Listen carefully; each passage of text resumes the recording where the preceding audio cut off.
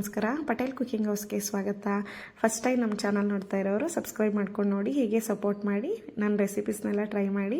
ನಾನಿವತ್ತು ಹೀರೆಕಾಯಿ ಮತ್ತು ಈರುಳ್ಳಿನ ಬೆಳೆಸಿ ಹೀರೆಕಾಯಿ ಪಲ್ಯ ಮಾಡಿದ್ದೆ. ತುಂಬ ರುಚಿಯಾಗಿತ್ತು.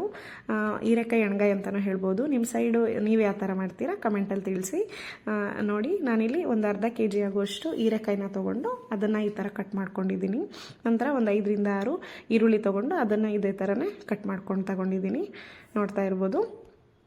ನಂತರ ಇದು ಸ್ಟಫಿಂಗೋಸ್ಕರ ಒಂದು ತಟ್ಟೆಗೆ ನಾನಿಲ್ಲಿ ಮೀಡಿಯಮ್ ಸೈಜ್ ಇರುವಂಥ 2 ಈರುಳ್ಳಿನ ಚಿಕ್ಕದಾಗಿ ಕಟ್ ಮಾಡಿಕೊಂಡು ತಗೊಂಡಿದ್ದೀನಿ. ನಂತರ ಒಂದು ಅರ್ಧ ಬಟ್ಲಷ್ಟು ತೆಂಗಿನಕಾಯಿ ತುರಿ, ಆಮೇಲೆ ಸ್ವಲ್ಪ ಕರ್ಬೇವಿನ ಸೊಪ್ಪು, 1 ಟೀ ಸ್ಪೂನಷ್ಟು ಶುಂಠಿ ಬೆಳ್ಳುಳ್ಳಿ ಪೇಸ್ಟು, ಇದು ಮನೇಲಿ ಮಾಡಿರೋಂಥ ಸಾಂಬಾರು ಪೌಡರು 1.5 ಟೇಬಲ್ ಸ್ಪೂನಷ್ಟು ತೊಗೊಂಡಿದ್ದೀನಿ. ಖಾರಕ್ಕೆ 2 ಟೇಬಲ್ ಸ್ಪೂನಷ್ಟು ಅಚ್ಚ ಪುಡಿ ತೊಗೊಂಡಿದ್ದೀನಿ. ಹೆಚ್ಚು ಕಡಿಮೆ ಖಾರ ತಿನ್ನೋರು ಹೆಚ್ಚು ಕಡಿಮೆ ಬಳಸ್ಕೋಬೋದು.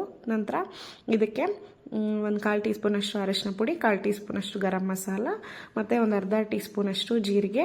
ಇದು ಗುರಳ್ ಪುಡಿ ಅಥವಾ ಹುಚ್ಚಳ ಪುಡಿ, ಕುರ್ಷಾಣಿ ಪುಡಿ ಅಂತ ಹೇಳ್ತೀವಿ, ಅದು ಹುರಿದು ಪುಡಿ ಮಾಡಿರೋದು 2 ಟೀ ಸ್ಪೂನು. ನಂತರ ಹುರಿದಿರೋಂಥ ಶೇಂಗಾನ ಪುಡಿ ಮಾಡಿ ಇಟ್ಕೊಂಡಿದ್ದೀನಿ, ಅದು 2 ಟೀ ಸ್ಪೂನು. ಮತ್ತು ಹುರ್ಗಡ್ಲೆ ಪುಡಿ 2 ಟೀ ಸ್ಪೂನು. ನಂತರ ಸ್ವಲ್ಪ ಬೆಲ್ಲ ತೊಗೊಂಡಿದ್ದೀನಿ, 1 ಟೀ ಸ್ಪೂನಷ್ಟು. ಆಮೇಲೆ ಕೊತ್ತಂಬರಿ ಸೊಪ್ಪು 1 ಹಿಡಿಯಷ್ಟು ನಾನು ಇದಕ್ಕೆ ಸೇರಿಸ್ಕೊಂಡಿದ್ದೀನಿ, ಹೆಚ್ಚು ಕಡಿಮೆ ಹಾಕ್ಕೋಬೋದು. ನಂತರ ಇದು ಅಡುಗೆ ಎಣ್ಣೆ, ಬಿಸಿ ಮಾಡಿಲ್ಲ, ಹಾಗೆ ಹಾಕ್ಕೊಳ್ಳಿ, ಒಂದು ಅರ್ಧ ಬೌಲಷ್ಟು.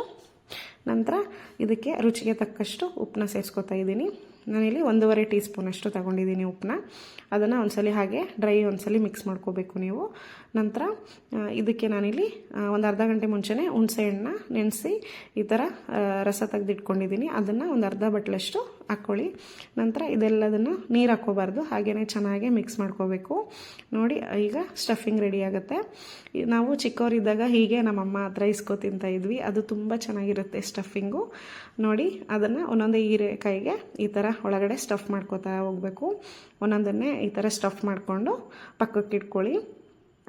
ತುಂಬ ಟೇಸ್ಟಿಯಾಗಿರುತ್ತೆ, ತುಂಬ ರುಚಿಯಾಗಿರುತ್ತೆ, ಈಸಿಯಾಗಿ ಮಾಡ್ಕೋಬೋದು, ಬೇಗ ಬೆಂದಾಗುತ್ತೆ. ಎಲ್ಲ ರೆಡಿ ಇಟ್ಕೊಂಡ್ಬಿಟ್ರೆ ಇಂಗ್ರೀಡಿಯೆಂಟ್ಸ್ ಎಲ್ಲ ಈಸಿಯಾಗಿ ಮಾಡ್ಕೋಬೋದು ನೀವು, ತುಂಬ ರುಚಿಯಾಗಿರುತ್ತೆ. ನೀವು ಇದೇ ಥರನೇ ಬೇಕಿದ್ರೆ ಬದನೆಕಾಯಿನ ಸೇರಿಸ್ಕೋಬೋದು.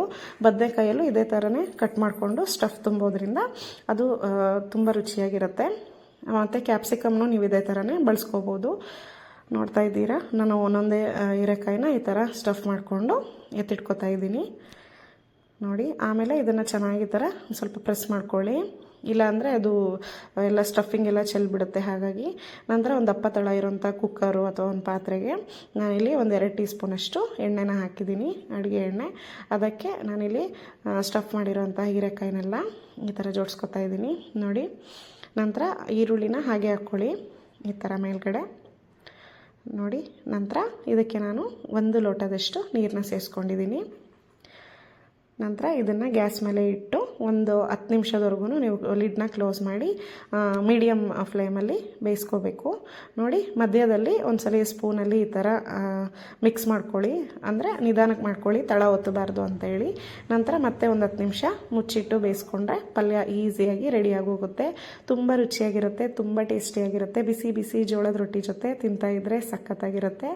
ನೀವು ಹೀಗೆ ಟ್ರೈ ಮಾಡಿ. Thanks for watching.